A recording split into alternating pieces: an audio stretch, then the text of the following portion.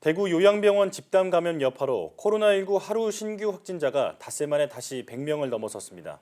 18일 하루 152명이 추가되면서 국내 확진자는 8,565명이 됐는데요. 네, 고려대학교 약학대학 김정기 교수와 함께 자세한 이야기 나눠보겠습니다. 교수님 나와 계시죠? 네, 안녕하세요. 네. 자, 우선 대구 요양병원 5곳에서 무더기로 확진자가 나온 상황부터 짚어보겠습니다. 가장 많은 확진자가 나온 한사랑 요양병원 얘기부터 해볼 텐데요. 확진자들이 증상이 가벼워서 자신의 증상을 코로나19와 연관짓지 못했다고 알려지고 있습니다.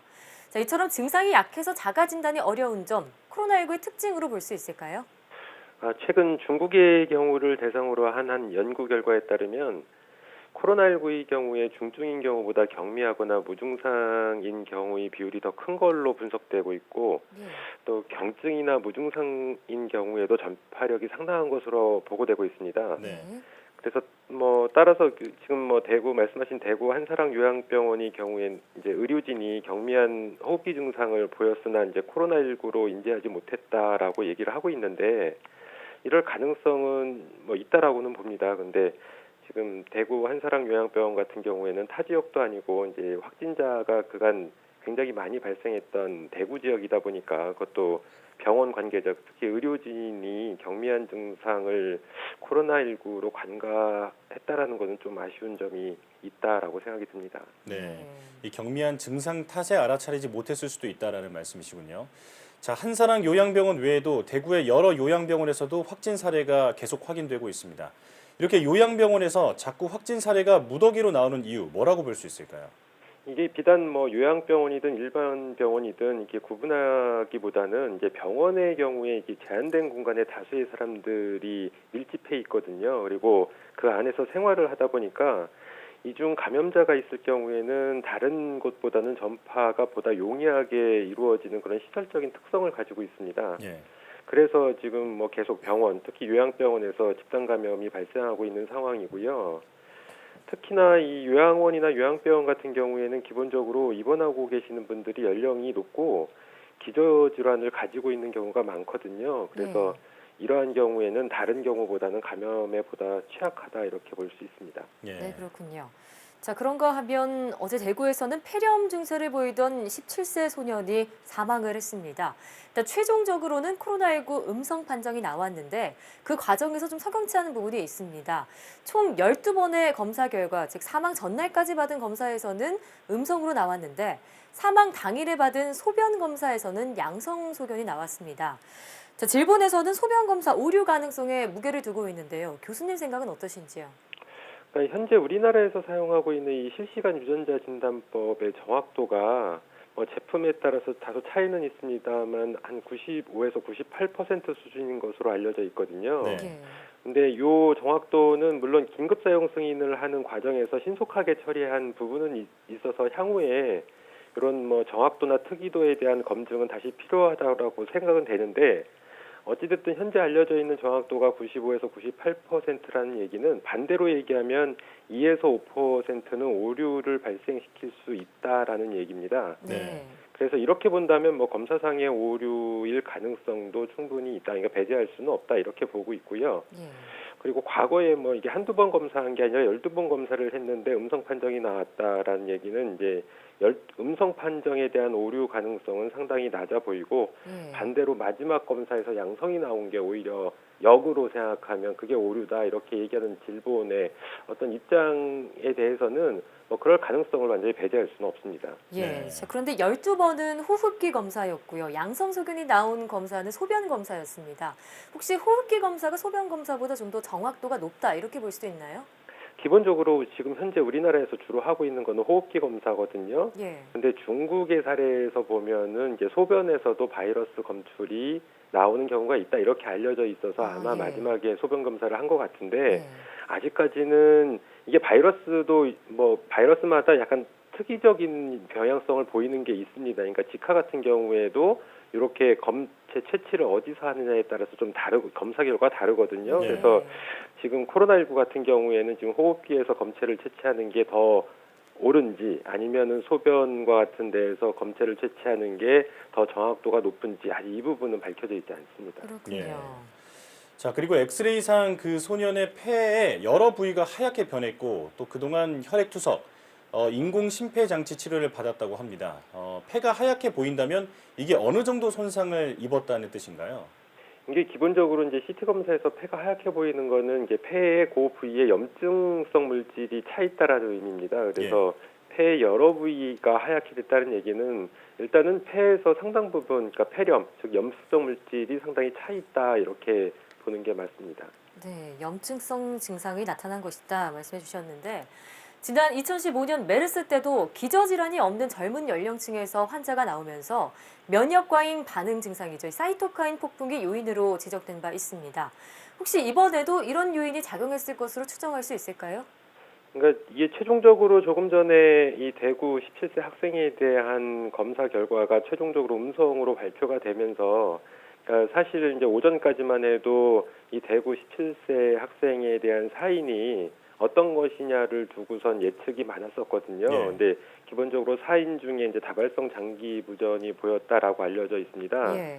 그래서 이 뭐 사이토카인 얘기가 나오는 이유는 이제 바이러스와 같은 병원체 감염이라든가 아니면 일부 의약품의 투여에서도 발생이 되는데요.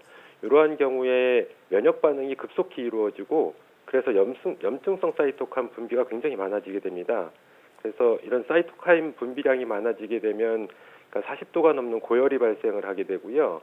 그 과정에서 세포 내에 있는 단백질 효소들이 파괴되기도 하고 또 혈액을 통한 산소 공급이 원활히 이루어지지 않아서 다발성 장기 부전이 발생을 하게 됩니다.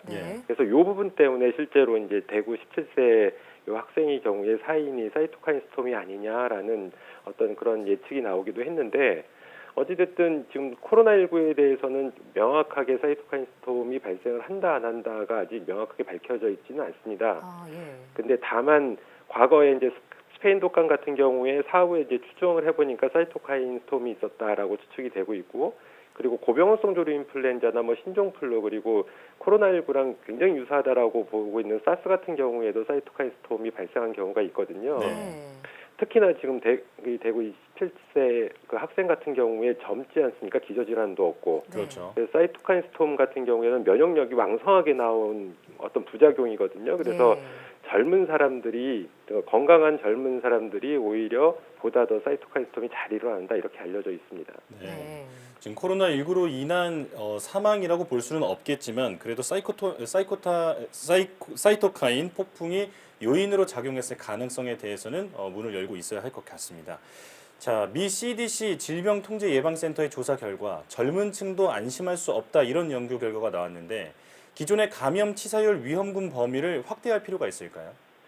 그러니까 지금 말씀하신 대로 지금 미국 현지 시간으로 뭐 18일 그 외신 보도가 나왔는데 이제 미국 CDC에서 지난달에 20대에서 40대 젊은 층을 대상으로 해가지고 치명률 조사를 분석을 했다라고 합니다. 그래서 이 중에 그 한 14에서 20%든 20% 정도는 입원 치료가 필요할 정도로 증상이 좀 중증이었다라고 알려져 있고 그리고 특히나 2에서 4% 정도는 집중 치료가 필요했다라고 알려지고 있거든요. 그래서 이러한 어떤 중증도 같은 경우에 기존 독감보다도 높다라는 연구 결과를 나타내고 있습니다.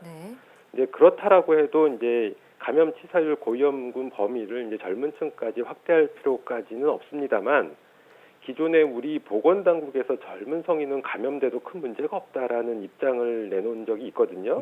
그래서 이런 기존 입장은 좀 수정을 해서 지침을 마련하고 국민들에게 재공지할 필요는 있다 이렇게 생각을 하고 있습니다. 젊은 층은 안심해도 된다는 그런 기존 입장은 수정이 필요하다 이런 시각을 갖고 계시는군요. 자, 소규모 집단 감염 발생했던 서울 구로 콜센터와 또 성남 은혜강도 짚어보겠습니다. 확진자가 나오곤 있지만 증가세가 그리 크지는 않으면서 어느 정도 큰 불은 껐다 이런 시각도 있는데요. 교수님은 어떤 추세라고 보고 계신가요? 글쎄요, 현재도 접촉자들에 대한 진단하고 모니터링이 진행 중인 상황으로 알고 있거든요. 그리고 은혜강 교회의 경우에는 확진자가 이제 계속 추가적으로 발생이 되고 있는 상황이고요. 그리고 공식적인 잠복기가 2주인 만큼 아직까지 접촉자들에 대한 어떤 상황을 좀 더 지켜봐야지 그 상황을 알 수 있겠다 이렇게 생각을 하고 있습니다. 자, 그리고 3월 19일 0시를 기해 국내로 들어오는 모든 입국자들에게 특별 입국 절차를 실시하고 있습니다. 이 조치에 대해서는 어떻게 보고 계신가요? 앞서 말씀드린 것처럼 코로나19의 어떤 특성상 무증상이나 경미한 증상에 의해서도 전파가 상당히 많이 이루어지는 것으로 알려져 있어요. 근데 기존의 어떤 입국 절차, 그러니까 특별 입국 절차의 기본 방침이 그러니까 발열 검사를 하게 되고요. 그리고 2주 동안 모니터링을 하는 정도거든요. 자가격리 없이. 예. 근데 이런 걸로만으로는 실제로 감염자를 걸러내기에는 큰 한계가 있다라고 봅니다. 그래서 더군다나 최근에 계속해서 유럽발 입국자들 중에서 확진자가 나오고 있는 상황이기 때문에 아무래도 그 특별 입국 절차에 대한 실효성이 좀 의심이 있고요. 그래서 아마 우리 국적 소지자들 중에 해외에서 입국하는 사람에 대해서는 입국 후 최소 2주간 자가격리가 필요할 것 같고, 그리고 모든 외국인에 대해서 입국 금지를 시키는 것이 최선입니다. 한시적으로라도. 근데 여러 가지 어려움 때문에 그걸 실시를 못한다라고 그러면 적어도 확진자가 크게 증가하고 있는 국가, 뭐 이태리 아니면 기타 유럽의 다른 국가들, 미국도 포함하고요. 그래서 이런 국가들에 대해서는 당분간은 전면 금지를 할 필요가 있다, 이런 생각은 가지고 있습니다. 네, 좀 더 강경한 조치가 필요하다는 말씀이신데 현재 이란 교민들의 귀국도 추진이 되고 있습니다. 해외에 고립되어 있는 교민이나 관광객들의 귀국 지원과 더불어서 해외에서 역으로 유입될 수 있는 그런 가능성 차단에도 만전을 기해야겠습니다. 자, 지금까지 김종기 규로대 약대 교수와 함께했습니다. 교수님, 오늘 말씀 고맙습니다. 감사합니다.